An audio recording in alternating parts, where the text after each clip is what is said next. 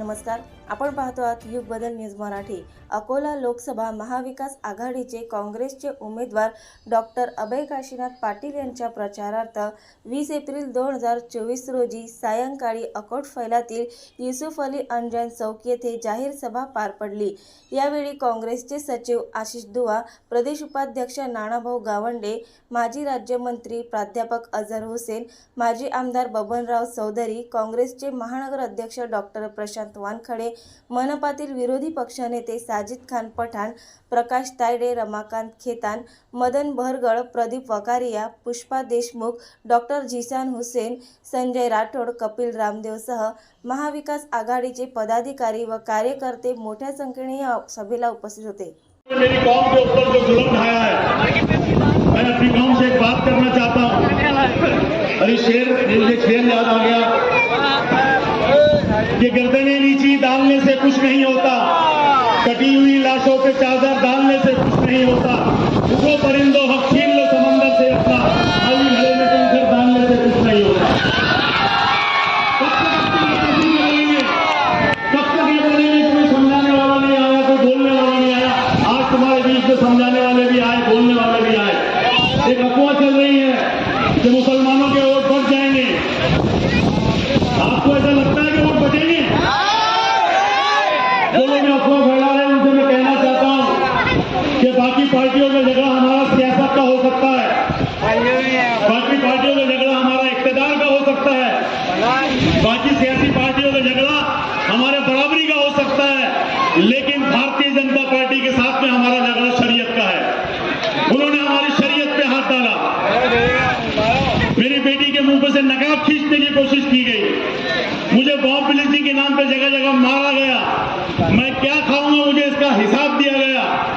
और तो और जिसके सदके में, जिसके तुफैल में हमें ये दुनिया मिली, दीन मिला, खुदा मिला, हुजूर पाक सल्लल्लाहु अलैहि वसल्लम के सदके वसीले से हमको सब कुछ मिला, उनकी शान में गुस्ताखी करने वालों को बढ़ावा दिया गया।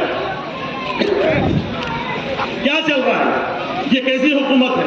ये कौन लोग हैं जो हिंदू मुस्लिमों को बांटना चाहते हैं? मैं मुकुल वास्ती साहब से कहूंगा, मुझे बोलना बहुत था लेकिन समय कम हो गया। वास्ती साहब, आज की सभा इसलिए यहाँ रखी गई कि जब 2019 में मुझे कांग्रेस पार्टी का कैंडिडेट बनाया गया आपके आशीर्वाद से, तो ये आकोटफैल एक ऐसा एरिया है, इस आकोटफैल एरिया से मेरी 15,000 की लीड शुरू हुई। मैं सलाम करता हूं आकोटफैल वासियों को, लेकिन आप पे जवाबदारी लाजिम हो गई कि जिस तरह आपने आपके भाई को 15,000 की लीड से शुरू करा था, वैसा एक मेरा हिंदू भाई अभय दादा पाटिल मराठा वो खड़ा है। कल को ये ना बोले कि तुम्हारा भाई खड़ा था इसलिए 15,000 की लीड थी।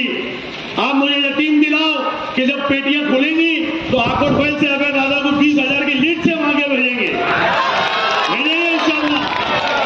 और मैं खास तौर से एक आखिरी पैगाम देता हूं मेरी माँ बहनों को।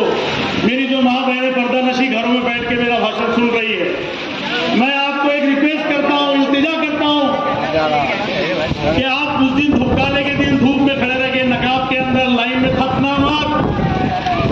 आपने वोट दिए बगैर घर पे वापिस मत आना, क्योंकि ना जाने ऐसी कितनी बच्चों की नकाब खींच जाएंगे अगर आपने वोट नहीं दिया। 2024 का चुनाव कोई आम चुनाव नहीं है। अगर ये चुनाव टल गया, अगर आप चूक गए, तो इस मुल्क में जो कभी नहीं हुआ वो तब होगा। एनआरसी के नाम पे, सीए के नाम पे आपसे आपके वालिद के दाखिले मांगे जाएंगे। इस मुल्क में दोबारा चुनाव होगा नहीं होगा इस बात की गारंटी नहीं है। तो मेरी आपसे गुजारिश है, और खासतौर से मेरी माँ बहनों से, कि हमको वोटिंग का परसेंटेज बढ़ाना। उस जुमे का दिन है, फजर की नमाज के बाद भी हमको लाइनों में खड़े रहना है। हमको वोट दिए वो घर पे लौटना नहीं है। अगर आप घर पे लौट गए तो हिंदुस्तान घर पे लौट जाएगा, इस देश का भाईचारा घर पे लौट जाएगा, इस देश का संविधान खतरे में हो जाएगा। जो संविधान के अंदर मुस्लिम पर्सनल लॉ बोर्ड है, मुस्लिम पर्सनल लॉ में जो कायदे हैं जो अकलियत के लिए रखे गए, वो इंप्लीमेंट करके उसको मिटा दिए जाएंगे। तो मेरी आपसे गुजारिश है, आपसे मुहद्दबाना गुजारिश है कि आपने वोट दिए बगैर अपने घरों तक मत लौटना, क्योंकि इस देश का ये आखिरी चुनाव है। पिछले 22 सालों से महानगर पालिका के चुनाव नहीं हुए, ये सबूत है इस बात का। ये लोग नहीं चाहते चुनाव हो, ये जातिवाद करना चाहते हैं, जातिवाद के नाम पे देश को बांटना चाहता है।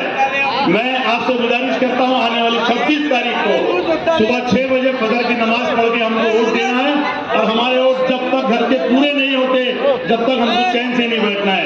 मैं इस शेर के साथ में अपना भाषण यहाँ रोकता हूँ और खास तौर से आकोट फैल के और अनजान चौक के नौजवानों के नाम पे शेयर करता हूँ कि तुझे मेरी अंधेरी शब का जुगनू बन के रहना है, तुझे मेरी अंधेरी शब का जुगनू बन के रहना है, मेरी सांसों में खुशबू बन के रहना है और समझौता नहीं करना है मुल्क के गद्दारों से। हमें इस देश में शहीद टीपू सुल्तान बन के रहना है। नवीन अपडेट मिळविण्यासाठी चॅनलला लाईक आणि सबस्क्राईब नक्कीच करा।